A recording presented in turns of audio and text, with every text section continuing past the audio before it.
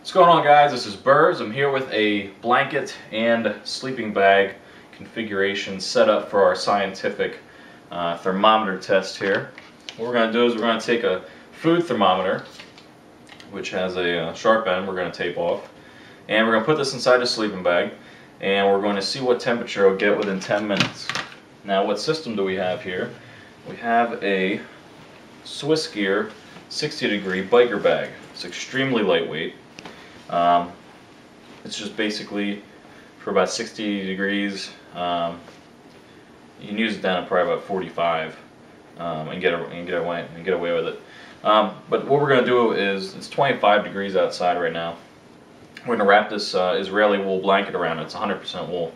So we're going to wrap this around it and put that thermometer in there and see what temperature we can get with that setup. Now, what do I have on? I have a wool hat. I have a Under Armour long sleeve half zip t-shirt and another t-shirt, some jeans, and wool socks. That's all I have on right now.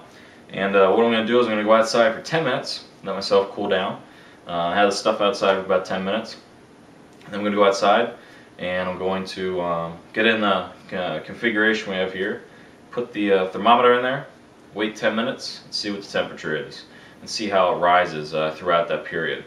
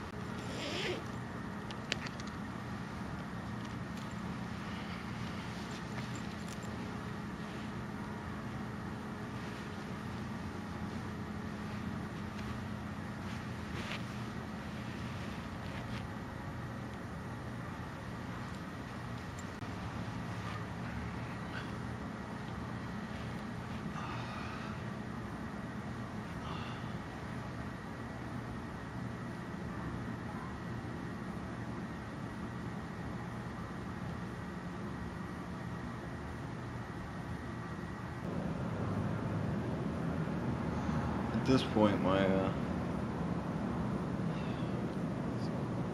it's actually toasty. This is the Israeli wool blanket, which isn't very large. I should have used the Czech surplus one I have, which is larger, because in the feet area I could overlap that a little bit more with the Czech.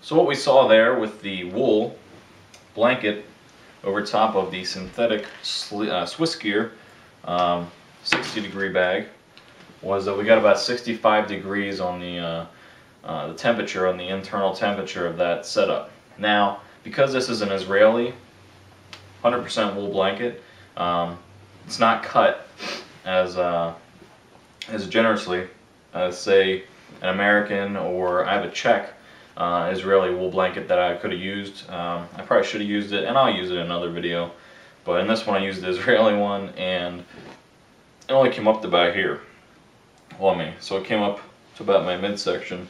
So up here, and remember, here is about where the thermometer was, but here and above was not covered by wool. Options that you can use for a wool blanket, because wool, with the exception, I mean, is much different than a North Face sleeping bag, which is synthetic.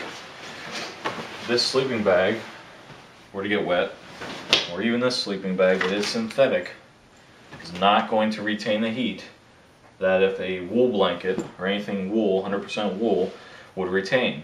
Wool retains about 80% of its thermal properties to keep you warm, even when it's soaking wet. So with that setup, if you're out in the wilderness, say you're out in an environment that's hot during the day and it gets really cold at night, and you think you'll be able to make a fire and you can't make a fire, it's always good, say you take this pack with you, real light, take a wool blanket with just in case, just a little light extra option. Say you can't make a fire, you got a wool blanket, wrap yourself in that, you should get through the night fine. But there we go, we got about 65 degrees on that setup, so it's not getting as warm as some other bags we've tested, but for a real quick throw together situation, or situation where you find yourself in, might be an option you want to look at. So we're going to have some more videos here, and those are going to be different wool blankets, different synthetic sleeping bags, different temperatures.